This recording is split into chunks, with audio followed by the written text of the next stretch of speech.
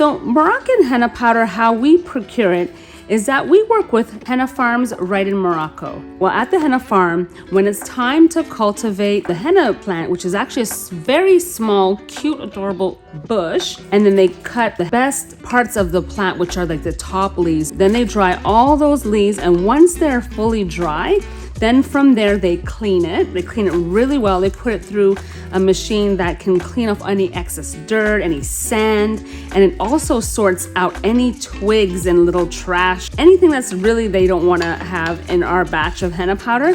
And then from there, they're going to take those leaves and they're all dry, they're all nice and clean and tidied up, no debris on it.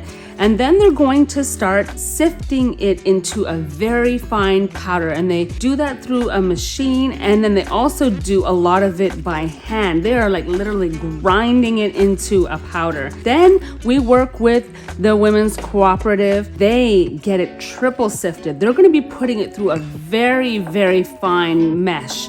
And then they're going to be getting it powder soft. So you're gonna get pure powder that is so fine and absolutely just creamier and smooth, and then easy to wash out of your hair.